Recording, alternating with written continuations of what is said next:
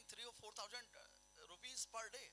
So why are not emphasizing our student that for the skills job?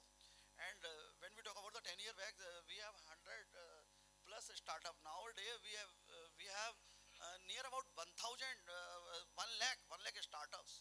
So these things should be motivated, and this is the duty of the academician.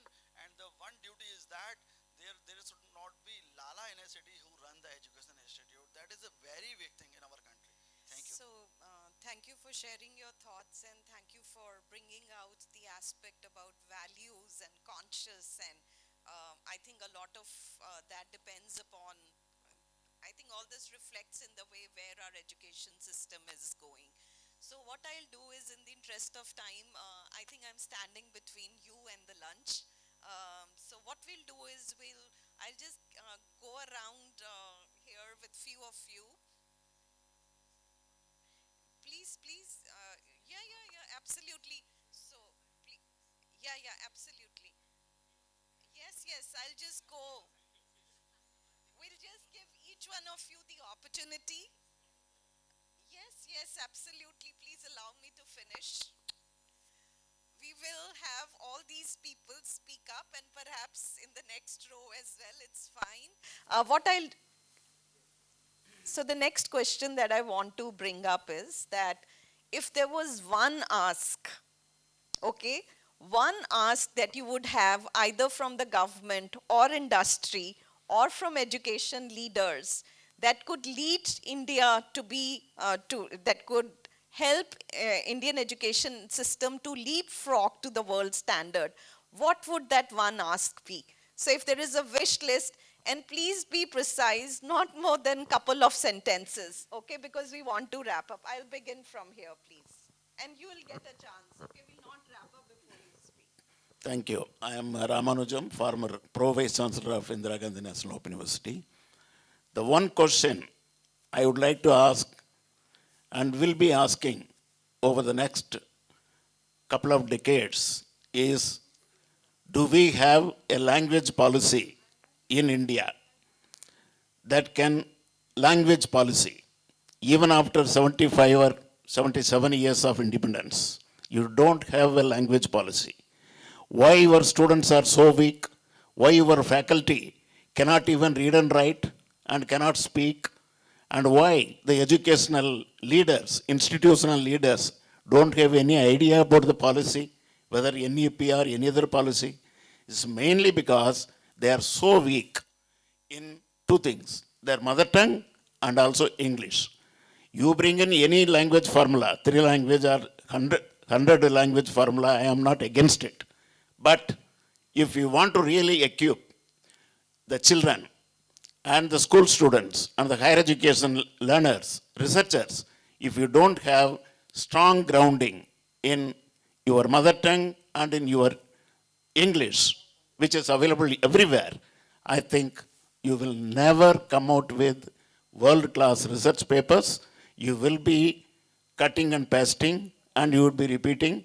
And this particular issue has not been addressed either by the educationists or by the government so far, both state governments and the central government, not even NEP.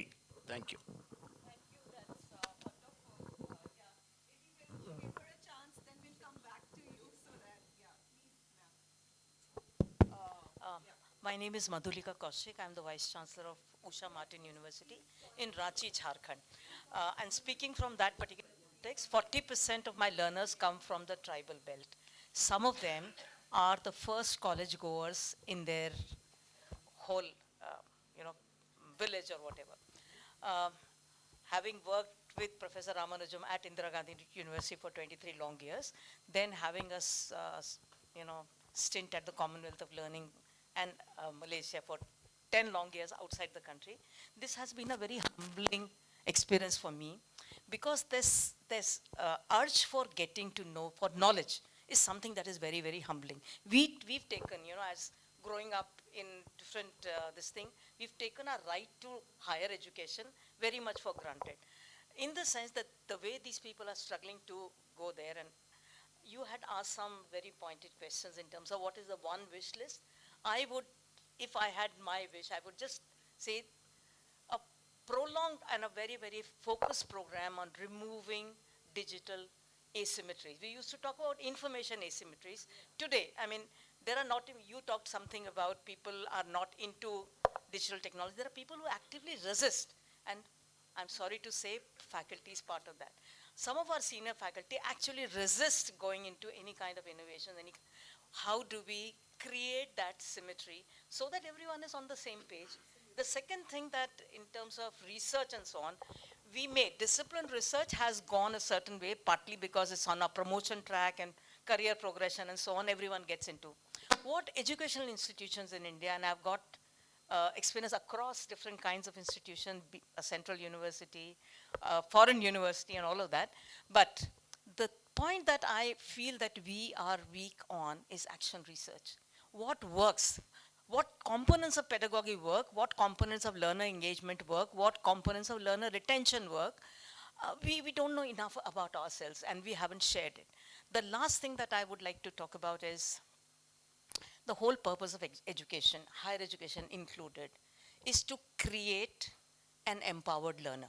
However, teachers, those who are not sort of open enough to the idea, are actually afraid of the empowered learner. Today, we are information rich and time poor.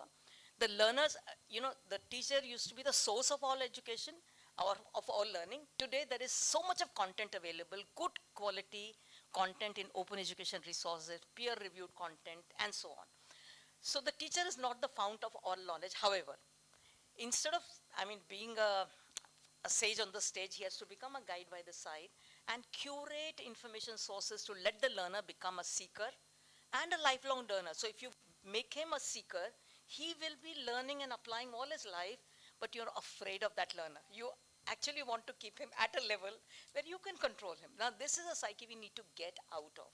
And it's a brave teacher who can do that, but we need that teacher today. Thank you.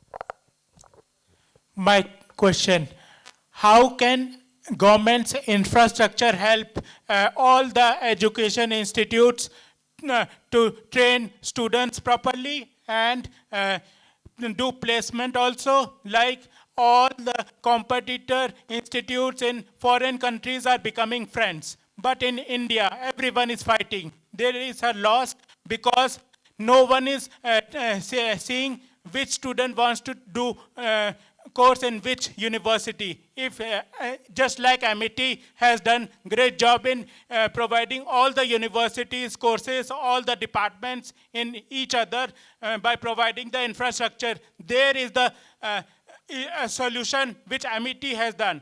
Just like that, if government provides that kind of infrastructure commercial building where all the universities courses should be trained, learned and relearned and e-learning also, so that then all the students will be learning all courses and the placement will be also done like MIT. I have this issue.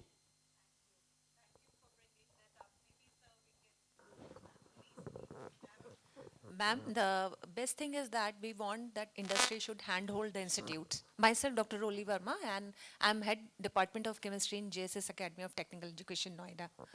So the best thing is that industry should handhold the institutions. Like medical colleges, they are engaged with the MBBS. They are having medical colleges where the students can go and do the work. But the engineering colleges, they are not handholded by the industry. And the students, they are having the theoretical knowledge, but not the practical knowledge. Number two, we also want that the industry person should be the part of the curriculum preparation. They should be in the advisory board where they can come and they can tell what is the need which is required for the present scenario. And the institutes or the universities, they should come up with that part, that kind of curriculum which need to be based upon that. And third thing, the research problems which are there, the small research parts or those problem statements should be given to the students, and then they can work upon those statements, so that that will be a type of training for the students where they can work further with the vision of the industries which can align them for working for the future. So that is what I would like to incorporate. Thank you. My name is Atul Bhardwaj, and I am working with India's one of the #1 prestigious college, Shahi Sukhdev College of Business Studies, We have started in 1987, and we are the pioneer to start management at undergraduate level. But my question is that in India, education is not for all. जैसे Amethi university and these all the private sector. So my main question is that government should take initiative that every child of India has a birthright to get a knowledge and school. And I think more than 60% students, children are not getting even primary education. Then we are thinking about higher education.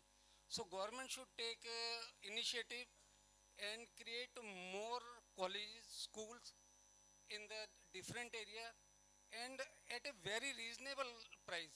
Because if you think of doing BBA in Amethi, I think you must have to invest near about 10 lakhs. But no, I just, so the, how can a simple person get a knowledge? And you know, there is a lot of talent in India. And due to this not getting facility, the students are not able to get the knowledge. And I see lot of students are there. They can do better even getting engineering without getting a knowledge from the college. Just like you say that Arjun and the another one, Eklavya. But he never take the proper education. So the my main point is